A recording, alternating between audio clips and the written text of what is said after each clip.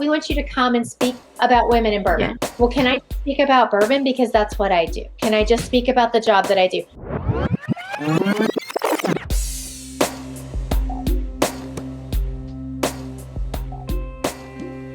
You are listening to The Wisdom Project, a podcast produced by the Louis B. Nunn Center for Oral History in the University of Kentucky Libraries. I'm Doug Boyd.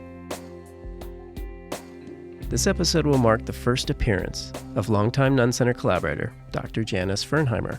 Dr. Fernheimer is a professor in the Department of Writing, Rhetoric, and Digital Studies here at the University of Kentucky, Zanker Charitable Foundation Professor of Jewish Studies, and a James B. Beam Institute for Kentucky Spirits Faculty Fellow.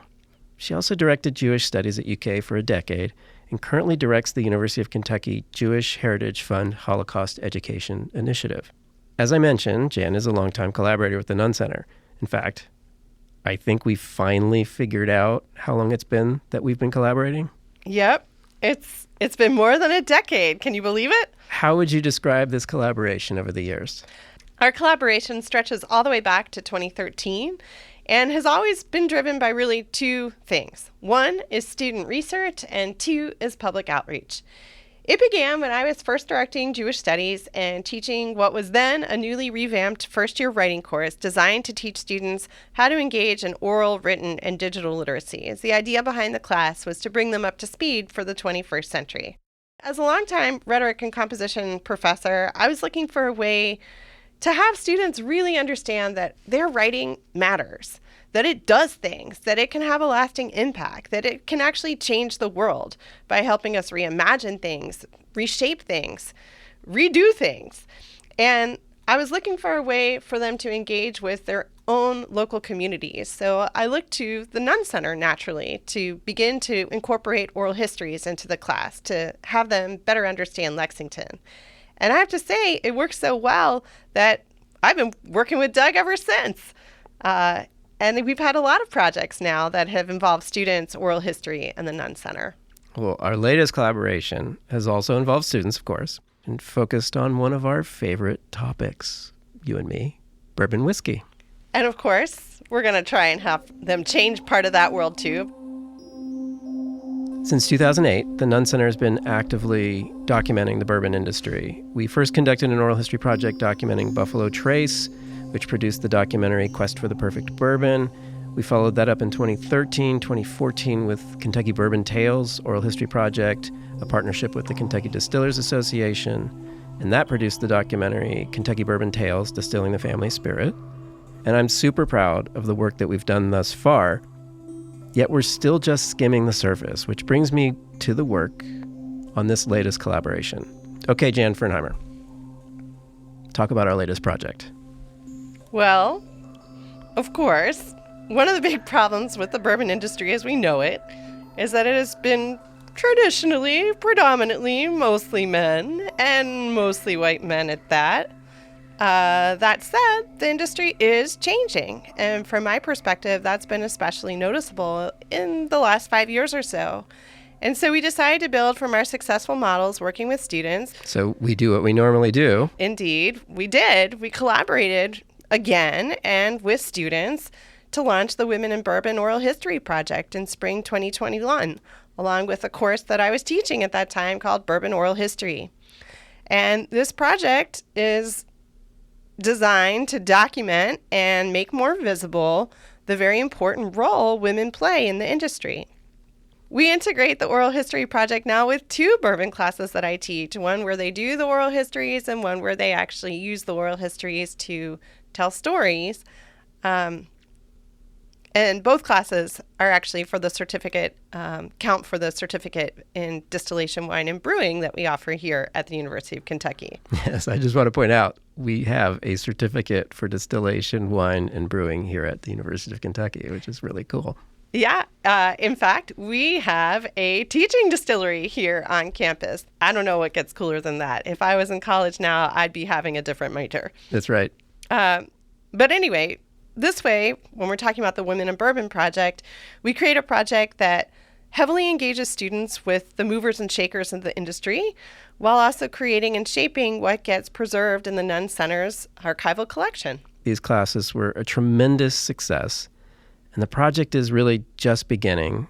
I think we have 53 interviews now conducted and publicly available online, and we have so many more interviews to do. There really are many incredible moments throughout this oral history project, and several major themes emerge. But there's one moment in Colleen Thomas's interview that just really resonates with me. Yes, I know exactly which moment you're referencing. Here's a clip from our interview with Colleen Thomas, who is the Vice President of Operations at the Kentucky Distillers Association. What we were seeing as a woman, my personal perspective and professional perspective, what we were seeing over kind of my decade in this industry is women were coming to the forefront because they were becoming entrepreneurs and starting their own distilling businesses. So they were becoming distillers, distilling business owners. You had women coming up through the ranks in some of the larger companies and becoming more prominent in the consumers as a distiller or as a master taster or for different things, in a very traditionally male-dominated industry. Colleen Thomas continues on to really effectively frame this issue. So when you start seeing people like women or a person of color in a traditionally white space or in a traditionally male-dominated space, a few things can happen. You can be invisible, meaning you can do your work, you can do your thing, and no one will acknowledge that you ever did it, and someone else may take credit for it. You can be resented for being in that space because no one wants you in that space. And sometimes you become a novelty. And I think that there's a danger in that where you become the first woman, the first African American, the first lesbian, whatever, rather than just being a person. We hear Colleen explain really clearly that when you have so-called new folks entering just by virtue of being there, disrupting the status quo of a place. Yeah, she identifies 3 ways people deal with difference. They try to ignore and thereby make it invisible is the first way. Second, they resent it. Or third, they turn the people into things by only seeing them for what and not who they are. And Colleen talks even more about this last problem. And what happens is people start wanting to put you in your own category. So for instance, when you go speak at a conference, you get put on the women's panel.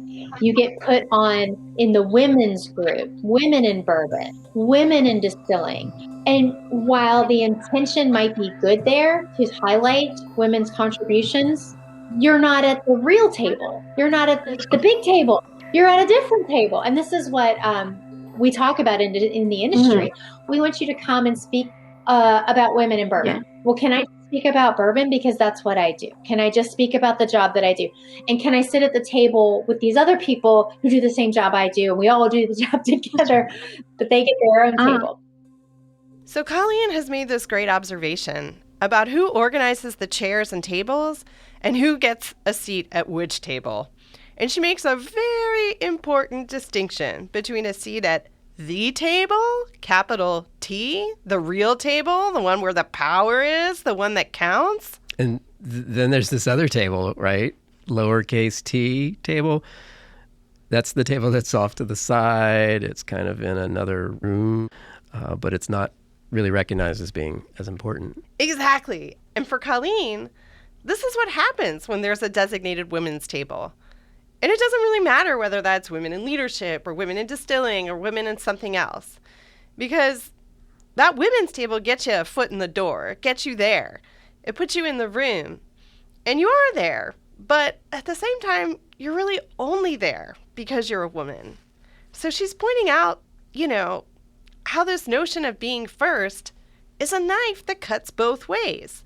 On the one hand, in a predominantly white male industry, it is absolutely both important and necessary to include more and more diverse voices.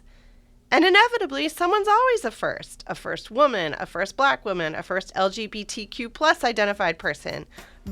And here's the rub. People who are those first want to be celebrated not only for breaking the barrier, but also And, more importantly, in a way that acknowledges and recognizes them for who they are and for their expertise and for their bona fides. So the seat at the table analogy is something that comes up several times throughout these interviews. So, Jan, how does one get a seat at the table with a capital T in bourbon? Well, that's exactly what so many of our interviewees are wanting and trying to figure out. Instead of being recognized for being women, they want to be recognized for their contributions to the industry. Okay, but this problem of being recognized as a first is not something that's just appeared. This has been unfolding. I know at the beginning of this project, you conducted several interviews with Elmer Lucille Allen. Could you talk about her? Elmer Lucille Allen, whom I affectionately call Ms. Allen, is one of these luminary figures that, until very recently, very few people, myself included, knew not really enough about. She was the first Black chemist at Brown-Forman, and she started working there back in 1966, at a time when, as she points out, there were very few women in the workforce at all.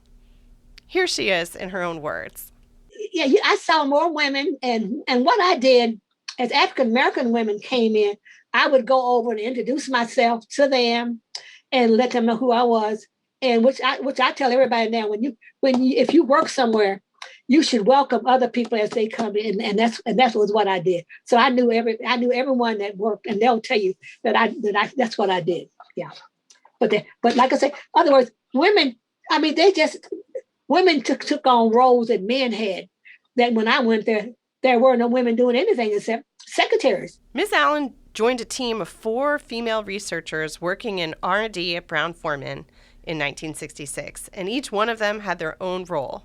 Margie Plamp, Bessie Welch, and Maggie Boston, they were some of the very few women working in non-admin, non-secretarial roles, all together there on the first floor of the production building. So how long was Elmer Lucille Allen there at Brown-Forman? She was there for 31 years, and in her time there, she rose from junior to senior chemist. And she then eventually retired in 1997. And then after that, she went on to become this incredibly accomplished artist, having almost a whole other career. But back to Brown-Forman, during the time that she was there, she saw other women break the glass ceiling, showing that it actually was possible for women to enter executive leadership. Well, I'm glad to see women in roles now that weren't possible years ago. To go, to venture where you are an assistant, you're a vice president. That was nothing. That was not even thought about when I first went there. And I saw how Lois Matuse went up the ladder. It's just amazing. So Lois Matuse joined Brown-Forman in 1982, following her role in the economic development arm of then Governor John Y. Brown, where she served as the state commissioner of the Departments of Public Information, Tourism, and the Arts.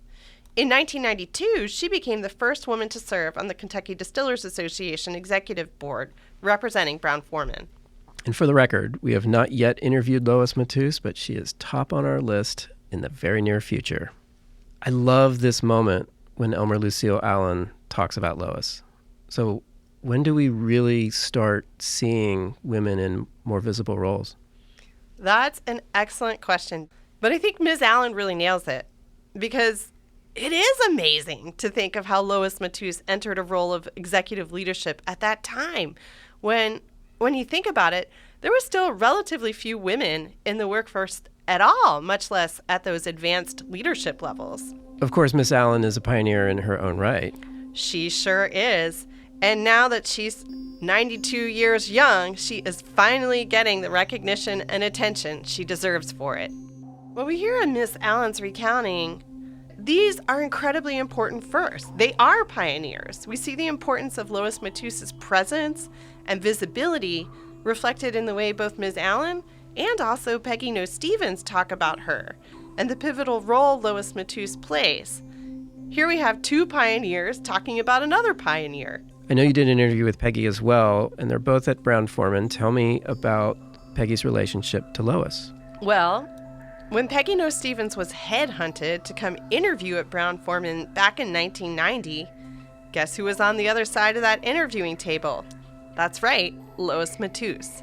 And reflecting back on the significance of being interviewed by another woman in leadership, Peggy says this in her interview. She was the only woman that was an executive at that level. Clearly, it was a great interview because Peggy Noe Stevens started at Brown-Forman in 1990, managed travel services and event planning. Reflecting back, she recognizes what an incredible opportunity this presented. It really wasn't till Brown-Forman and when I was headhunted that I realized, oh my God, I've got a big world of spirits ahead of me, and I could do anything. Of course, Peggy went on to break her own glass ceilings when, in the late 1990s, she became brand ambassador and master taster for Woodford Reserve Home Place, making her the first female master taster. Recognizing the important role networking and mentoring played in her own ascent to executive leadership, she set out to create spaces where women could network and learn from and with other women. She continued to innovate to make it possible for other women to learn about and enter the bourbon world by founding the Bourbon Women Association in 2011. So women are creating structures for women. Yes. And by creating this organization, she made it possible for women to build their own networks, to meet and to educate one another. And around this time, Susan Brigler, the now very renowned bourbon writer and author, was a restaurant critic and beverage columnist for the Louisville Courier-Journal, and she was writing bourbon pieces. And in 2009, she published the Kentucky Bourbon Cocktail Book, and of course has been writing bourbon-related books ever since then. In fact, most recently, the 2020 Which Fork Do I Use With My Bourbon that she co-authored with Peggy Noe Stevens. But she was one of the early leaders of the Bourbon Women, serving as vice president from 2012 to 2014, and then as its president from 2015 to 2017. So the two of them have been collaborating together for a long time. But Bourbon Women wasn't the only aficionado networking group aimed at women, right? No, of course not. Linda Ruffenach founded the Louisville-based Whiskey Chicks in 2014, which was roughly around the time that bourbon was becoming incredibly popular, both nationally and internationally. And I think from that point on, you begin to start seeing women in much more prestigious and public-facing roles from that point, not just on a kind of one-off basis, as we saw in the 80s and 90s. So Bourbon Women and Whiskey Chicks are some of the more prominent female-created, led aficionado groups.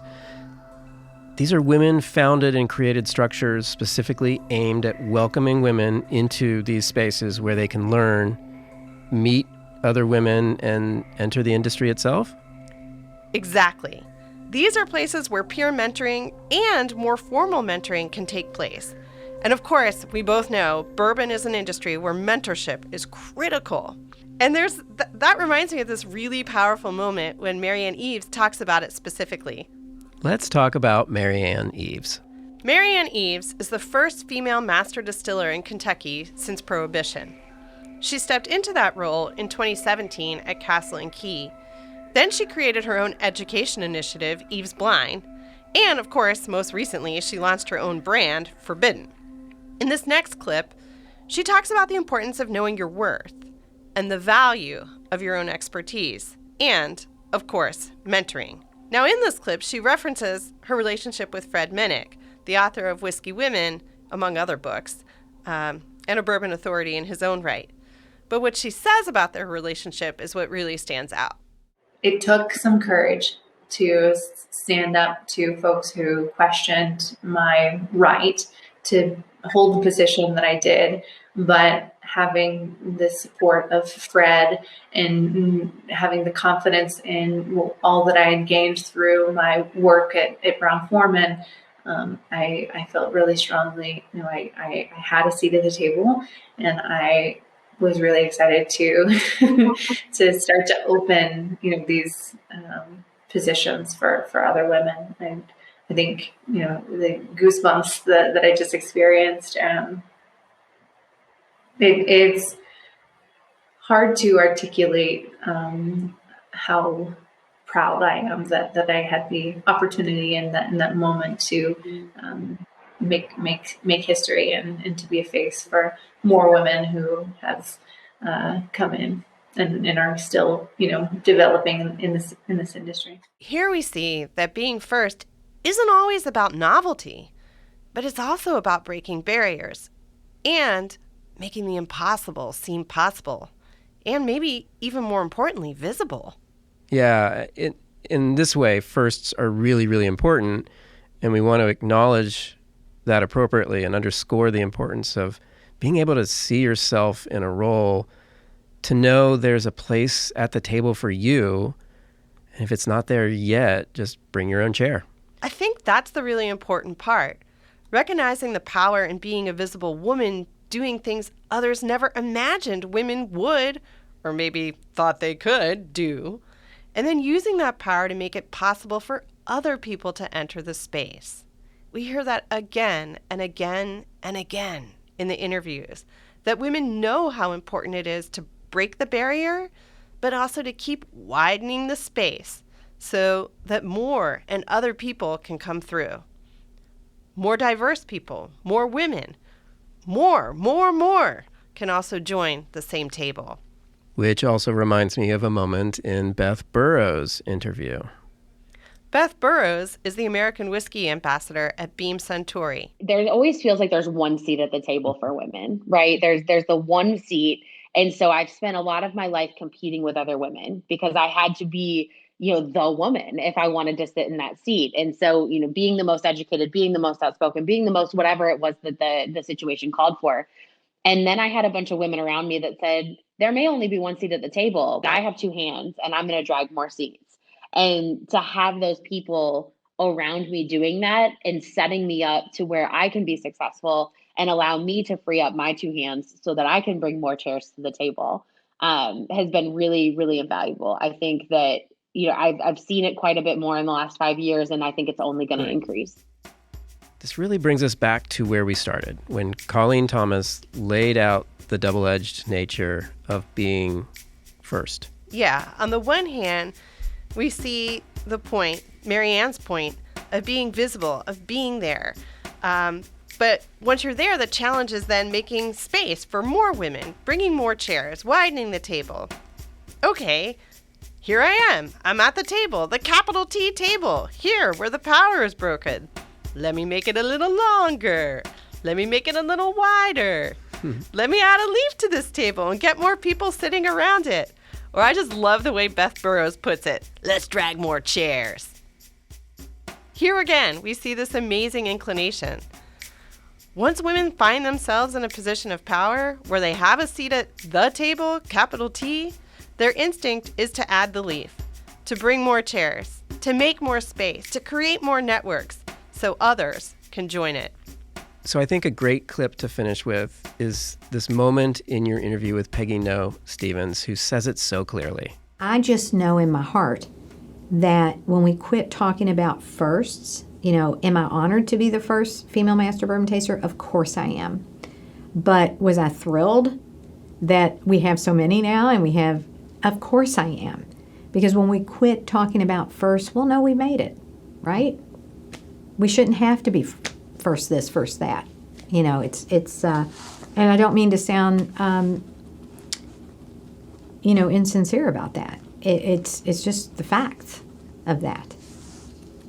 So I love seeing all the master distillers that are female. I applaud them. I think we can all agree that we're not there yet, but there are so many more women in the industry now than when I first started doing research about it back in 2010, 2013. And you know what that means, of course. So many more women for us to interview. Yes, I am so excited moving forward. We are just getting started with this project. 53 is just the beginning, and I'm really excited to say that there is no ceiling. And so many great things to come. Thanks so much, Jan. This is amazing. Oh, thanks, Doug. It's been such an honor and pleasure working with you all these years. One of these days, we're finally going to drink that celebratory bourbon, but not yet. We've got more to do. Indeed. The Wisdom Project is brought to you by the Louis B. Nunn Center for Oral History in the University of Kentucky Libraries.